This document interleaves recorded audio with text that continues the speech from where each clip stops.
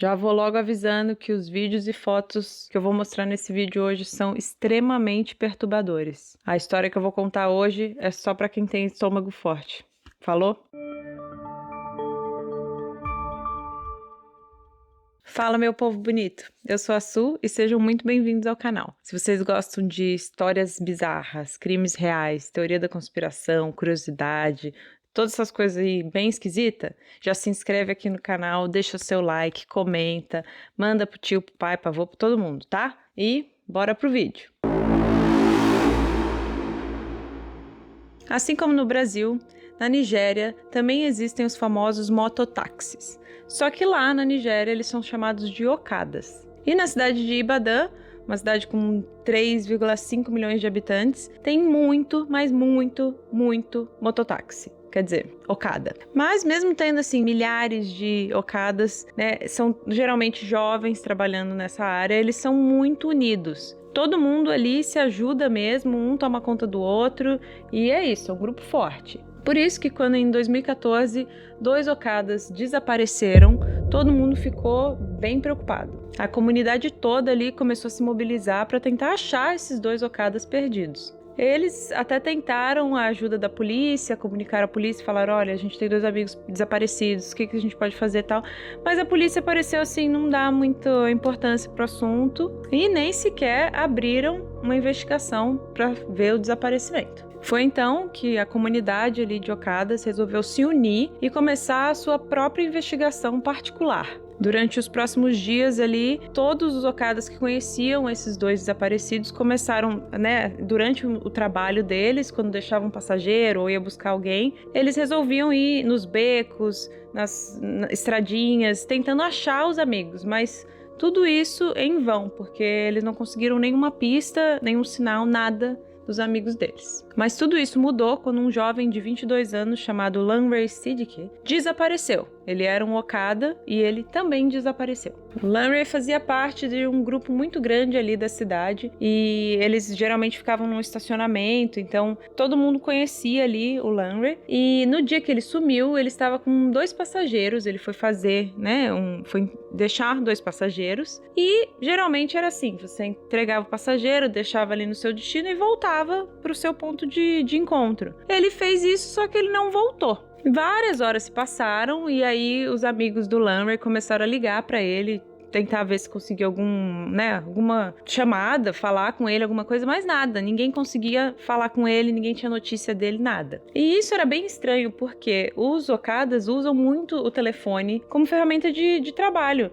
Às vezes um passageiro liga, tem que pegar ali e tal. Então eles acharam muito esquisito quando eles ligavam pro celular do Lanre e ele não atendia. Mas aí, depois de alguns minutos ali nessa tentativa, né, de ligar para ele, o celular de um dos amigos toca e era o Lanre com um outro número desconhecido que ninguém tinha. E quando ele atendeu o telefone, ele só conseguia escutar o Lanre gritando desesperado. Ele botou rapidamente assim no viva voz e mostrou para os amigos, falou, gente, alguma coisa aconteceu. E ele gritando desesperado. Ele começou a falar que tinha sido sequestrado, estava com 8 outras pessoas e eles pareciam que estavam numa prisão assim subterrânea e ele estava com muito medo, todo mundo estava desesperado, ninguém sabia o que estava acontecendo, imagina. Ele também disse que os sequestradores pegaram todos os pertences pessoais de todo mundo que estava ali e jogaram eles nesse cativeiro, só que eles não viram que o Lanre tinha esse segundo celular, por isso que ele conseguiu, inclusive, ligar para os amigos e falar todas essas informações. Os amigos okadas do Lanre, escutando tudo isso, ficaram bem desesperados e bem nervosos com tudo isso, e eles falaram, calma, tenta se acalmar e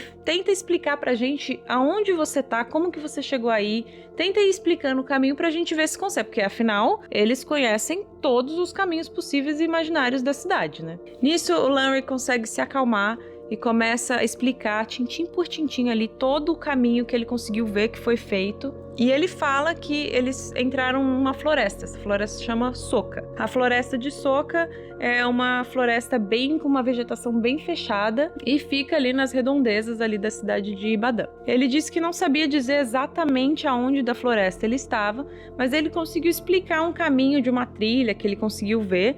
E ele falou, cara, segue a trilha e assim que você começar a escutar grito, barulho, vocês já vão saber que vocês estão próximos. Nisso, um grupo muito grande de Okadas resolveu subir nas suas motos e foram em direção à floresta de Soka para tentar achar o Lanry e essas outras pessoas que estavam ali em cativeiro. E o amigo que estava no telefone com ele fala assim, fica na linha comigo, eu vou te falando onde a gente tá, pra gente continuar, né, tendo instruções. Só que a ligação caiu e ele não conseguiu mais ter contato com o Lanry. Simplesmente o celular pifou. O grupo, com mais de 40 Okadas, parte em direção ali para a floresta de Soka e o Lanry, antes de cair a ligação, ele conseguiu explicar para um amigo, né, o amigo que estava com ele no telefone, conseguiu explicar, olha, na entrada da trilha, você vai saber que é a entrada da trilha porque tem 2 carcaças de carro queimada no lado esquerdo. Então, fica ligado nisso que você já vai saber que ali é o caminho certo. O grupo, então, acha esses 2 carros queimados e fala, bom, é aqui. Todo mundo desce das suas motos e começa a caminhar ali naquela trilha e dava pra sentir o clima pesado de medo, de insegurança, de preocupação. E eles foram seguindo ali numa filinha indiana, todo mundo um atrás do outro, pra ver se conseguiam escutar alguma coisa ou ver alguma coisa, né? Foi então que o primeiro Okada que tava ali no começo da fila escuta um barulho e meio que levanta a mão assim, pede pra todo mundo esperar pra saber o que era esse barulho, né? Foi aí que do nada, mais ou menos uns 15 metros assim de distância deles, aparece um homem na frente deles, grita alguma coisa pro grupo e começa simplesmente a atirar em todo mundo. Uma loucura. Todo mundo começa a ficar desesperado, sai correndo e voltam. Eles resolvem voltar pela trilha, porque falou, gente, a gente vai morrer aqui, né? Então começou a voltar todo mundo, subiram nas motos e foram embora. Assim que esse grupo de 40 Okadas chega ali no ponto de encontro deles, eles contam pra todo mundo o que aconteceu e aí o bicho pega. Eles decidem que eles não vão abandonar o Lanry e essas outras pessoas que estavam ali presas, então eles resolvem fazer um plano. Eles até pensaram, de repente a gente contacta a polícia, mas a polícia não fez nada com o desaparecimento dos 2 outros Okadas, então eles falam, não, a gente vai fazer justiça com as próprias mãos e a gente vai achar o Lanry. Eles conseguem juntar cerca de 100 Okadas e dessa vez eles não foram sem nada, todo mundo meio que se armou com facas, pedaços de pau e alguns até com armas de fogo, e eles voltam pra mata, lá pra floresta, pra tentar achar o Lanry e libertar essas outras pessoas. Quando esses 100 Okadas conseguem chegar ali na trilha, eles, em vez de ir em silêncio, igual eles foram da primeira vez, né, andando ali em fila indiana, eles resolvem ir fazendo muito barulho pra ver se assustava quem tava ali e meio que falava assim, a gente tá preparado pra guerra, se é guerra, a gente tá preparado. Só que conforme eles iam andando, não acontecia nada, não apareceu mais ninguém, eles foram só seguindo o caminho, né, seguindo o fluxo. Aí o que acontece? Depois de alguns minutos ali deles andando e tal, eles chegam numa enorme clareira, bem no meio, assim, da floresta, e tinha até um córrego passando. Então eles veem que do lado desse córrego tinha 2 construções, assim, né, parecia uma casa, umas construções bem abandonadas, e uma dessas construções era pequena, assim, bem do lado de um container, então eles acharam aquilo muito esquisito, né? E a outra construção era um enorme galpão, todo cercado, assim, com arame farpado,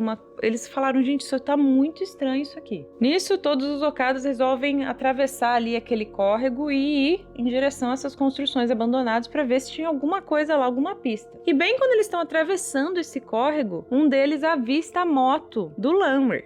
E isso tudo já confirmou. O Lanry tá lá dentro dessas construções. Não é possível, a moto dele tá aqui. O pessoal foi, correndo, ver o que tinha lá. Eles vão então ali naquele primeiro depósito, né, aquela parte menor, abrem, mas eles acharam muito estranho isso, porque não tinha ninguém, mas tinha milhares de sapatos, roupas, pertences pessoais, tudo jogado assim no chão. Eles ficaram meio sem entender direito o que era, né, aquilo tudo, então eles resolvem partir para essa segunda construção, que era aquele galpão bem grande, para ver se tinha mais alguma pista, né? Quando o grupo todo chega ali em frente ao galpão, eles começam a gritar e fazer barulho e chamar para ver se ia ter algum tipo de resistência, né? Afinal, eles tomaram um tiro há pouco tempo atrás, então eles falaram, bom, deixa a gente ver se tem alguma coisa. Mas assim, nada, não tinha absolutamente nada, nenhum barulho, nada. Eles abrem ali o portão e começam a entrar ali em direção ao galpão. E eles vão, assim, andando em volta do galpão pra ver se, né, conseguiam ver alguma coisa. Só que as janelinhas do galpão eram muito pequenas.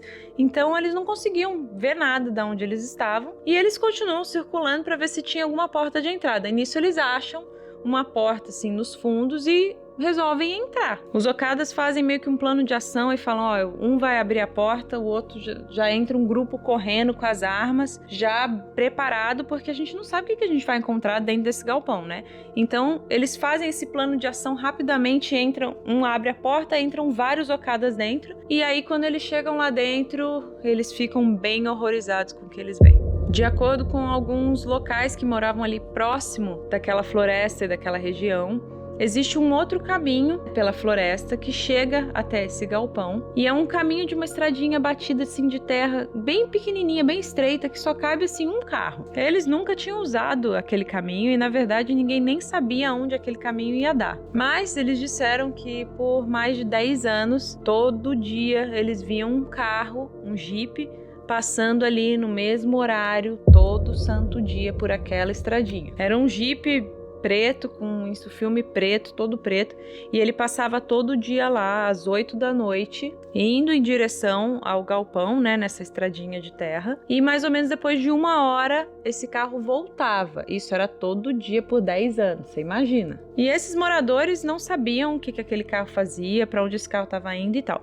A única coisa que eles sabiam era que por 10 anos esse carro fazia esse trajeto todo dia, e sempre quando esse carro aparecia, eles escutavam gritos, sempre naquele horário e vindo ali da floresta, naquela direção do galpão. E os moradores, inclusive, falaram para a polícia diversas vezes, né? Você vê, 10 anos, eles falaram, olha, a gente escuta gritos, as pessoas estão precisando de ajuda mesmo. Mas, para variar, a polícia não fez absolutamente nada. Então, os moradores ali daquela região aprenderam a viver com aquilo, eles já sabiam que em determinado horário ia ter grito e não tinha nada que eles pudessem fazer, eles simplesmente aprenderam a viver com aquilo. Você imagina, olha que horror, gente. Se a polícia tivesse feito o seu trabalho ali corretamente, eles iam ter descoberto que o que estava rolando ali naquele galpão era um tráfego de uma mercadoria extremamente valiosa e extremamente ilegal. E aquela pessoa que estava dentro daquele Jeep, ela ia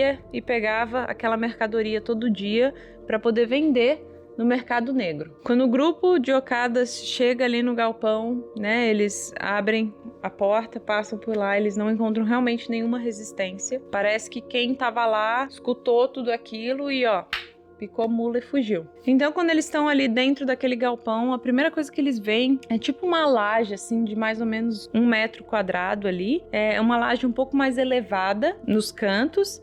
E no outro canto tinha uma espécie de bacia, assim, para como se fosse colher um líquido que viesse escorrer daquela laje. E em volta dessa laje tinha ossos. Muitos e muitos e muitos ossos. Alguns dos ossos tinham até carne grudada no osso. Olha.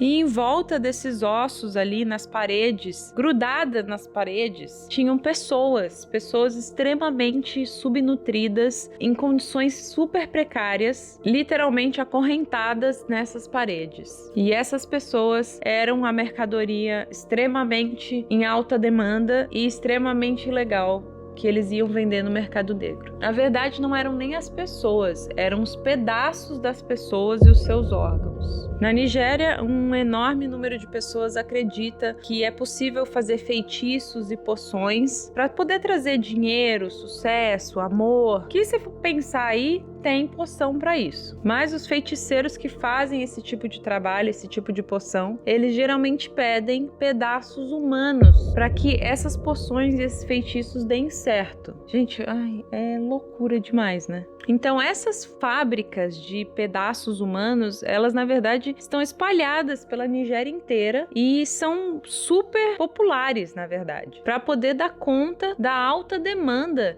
de pedaços humanos e órgãos. Meu Deus do céu.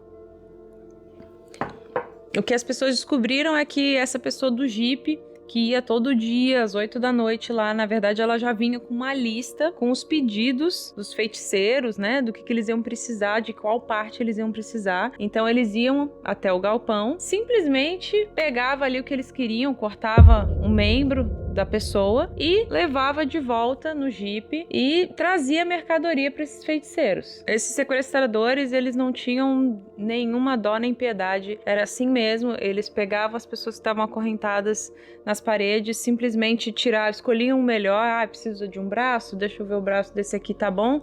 Pegava, ali ia naquela laje na frente de todo mundo, com um machado eles cortavam a parte que eles queriam, botava ali no gelinho, já mandava pro cara do jipe, e a pessoa que acabou de ter ali o seu membro cortado, simplesmente eles jogavam pro lado e já ficava assim, bom, será que essa pessoa tem chance de sobreviver? Tem, não tem? Se a pessoa tem chance de sobreviver ainda, eles simplesmente acorrentavam a pessoa ali de volta na parede e deixava ali. Agora, se a pessoa não tinha, eles já viam logo, essa daí não vai sobreviver, eles levavam para umas salinhas atrás ali do galpão para ser descartada. O jeito que a pessoa ia ser descartada, ia ser executada, podia variar, mas os Okadas acharam, bem atrás ali do galpão, uma guilhotina, ou seja, para cortar a cabeça, ou numa outra sala, eles acharam um crocodilo. Ai, gente, só de falar já me dá um negócio. Eu tenho pavor de crocodilo. Tinha um crocodilo enorme, de uns 4 metros, assim, acorrentado, que já sabe, né? Já mandava ali a pessoa mesmo e o crocodilo comia. Ai, gente, não consigo nem pensar. Aff. Os Okadas, então, imediatamente começam a tentar liberar as pessoas que estavam ali acorrentadas. No total eram 23 sobreviventes e o Lanry não estava lá. Depois de verificarem ali os corpos,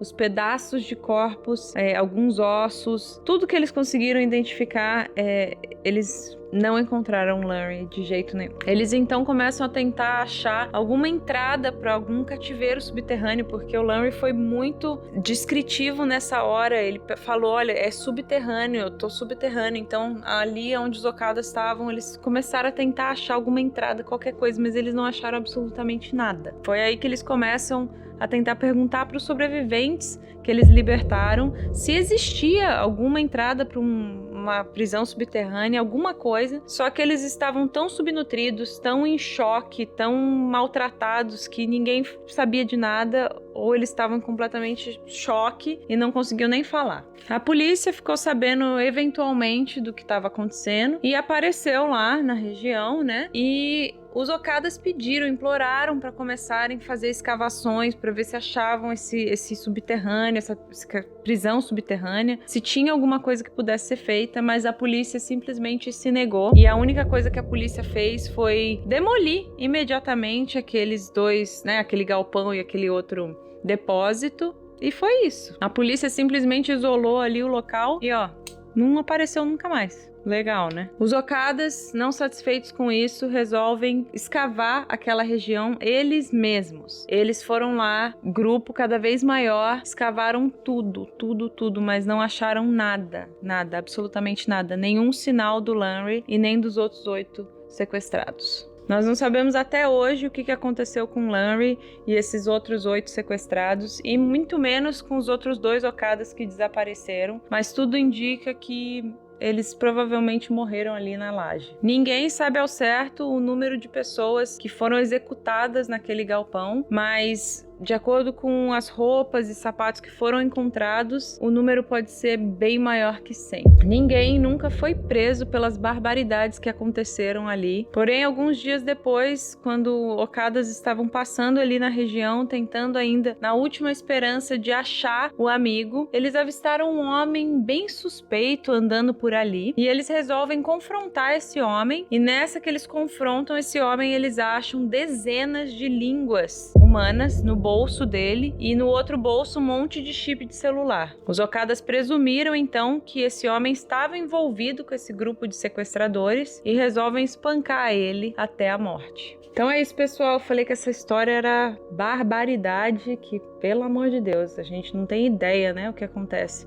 Por isso que mundo é esse, porque às vezes não dá para acreditar que essas coisas acontecem no mundo, né? Mas acontece. E se você gostou desse vídeo, manda aí para quem gosta desse tipo de coisa. E não esquece de deixar aqui o seu like, seu comentário. Tem alguma ideia de história pra gente fazer? Manda aqui, ó, deixa no comentário pra gente, tá? E falou!